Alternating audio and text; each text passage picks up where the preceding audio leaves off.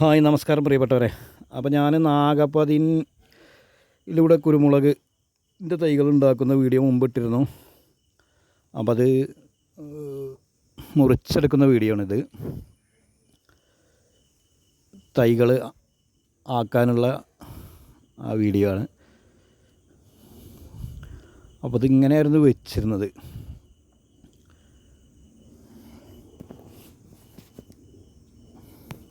ഇത് നമ്മൾ തുടക്കം മുതൽ വെക്കണം. ഇതൊരു 10ാമത്തെ കൂടായിരിക്കും.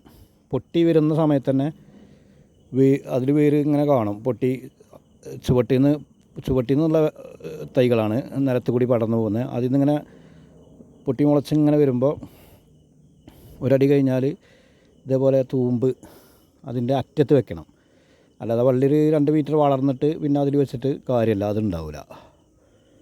അപ്പോൾ ഞാനിതിങ്ങനെ വെച്ചിട്ട് ഇപ്പോൾ ഒരു 15 കൂടായാൽ നമുക്കൊരു 5 മുറിച്ചെടുക്കാൻ പറ്റും. ബാക്കിൽ നിന്ന് മുറിക്കണം, മുന്നിൽ നിന്നല്ല, ബാക്കിൽ നിന്ന്.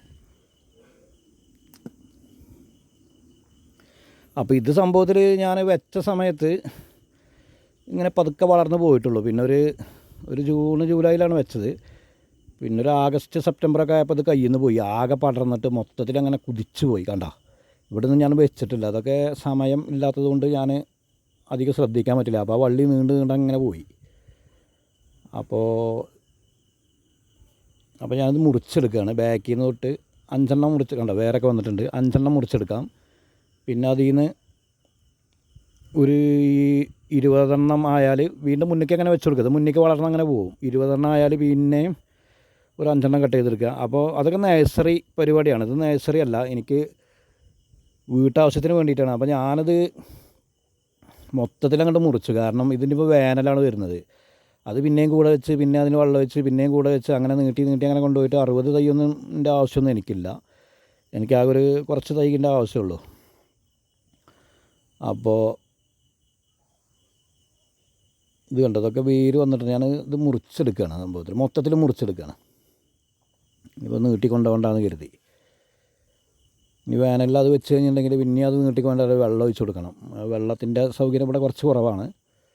പിന്നെ മാത്രമല്ല, ആ വേരൊക്കെ കേടൊന്ന് പോകാനൊക്കെ ചാൻസ് കൂടുതലാണ്. കണ്ടോ, അതിലൊക്കെ വേര് പിടിച്ചിട്ടുണ്ട്. അതൊക്കെ ഇനി തൈയായിട്ട് മാറും.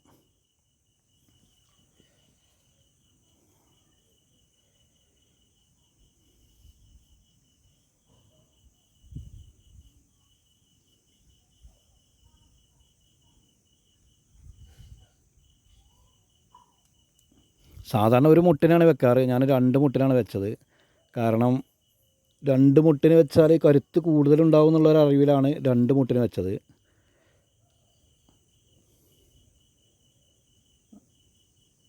ഒരു മുട്ടിനും വെക്കാം, 2 മുട്ടിനും വെക്കാം. നഴ്സറിയിലൊക്കെ ഒരു മുട്ടിനാണ് വെക്കുന്നത്. ഒരു മുട്ട്, പിന്നൊരു മുട്ട്, പിന്നൊരു മുട്ട്, അങ്ങനെ മുട്ടിന് മാത്രമാണ് വെക്കുന്നത്. ഇത് ഞാൻ ഒരു മുട്ട് ഗ്യാപ്പ് ഇട്ടിട്ടാണ് വെച്ചത്. സ്വന്തം ആവശ്യത്തിനാണല്ലോ, നഴ്സറി അല്ലല്ലോ. അപ്പോൾ ഇതൊക്കെ ഫസ്റ്റത്തെ ആ പൊട്ടി മുളച്ച് വരുമ്പോഴുള്ള ആ കൂടെയാണ്. എല്ലാത്തിനും വേരുകൾ വന്നിട്ടുണ്ട്. സത്യത്തിൽ എല്ലാത്തിലും വേരുകൾ നിറയെ വന്നിട്ടുണ്ട്.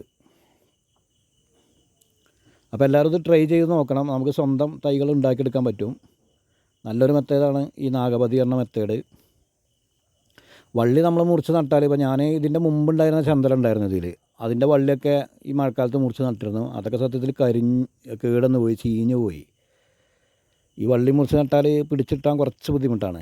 അപ്പോൾ ഇതാകുമ്പോൾ ആ പ്രശ്നമല്ല. കാരണം അതിൽ വേരുണ്ടാകുമ്പോൾ നമുക്കത് നട്ട് കഴിഞ്ഞിട്ടുണ്ടെങ്കിൽ തീർച്ചയായിട്ടും പിടിക്കും. ഒറ്റൊന്നും മിസ്സാവില്ല. പിന്നെ വള്ളി നമ്മൾ നീണ്ടുപോയത് മുറിച്ച് നടുമ്പോൾ അത് ഈ സാമ്പാറിന് വെണ്ടയ്ക്ക നുറുക്കുന്ന പോലെ നുറുക്കണം. എന്നിട്ട് അതിൽ ഒരു 10 കുത്തിക്കഴിഞ്ഞാൽ 3 മുളയ്ക്കും, വേര് പിടിക്കും. ചിലത് വേര് പിടിക്കില്ല, ചിലത് മൊത്തത്തിൽ നശിച്ചു പോകും. അങ്ങനെയൊക്കെയാണ്.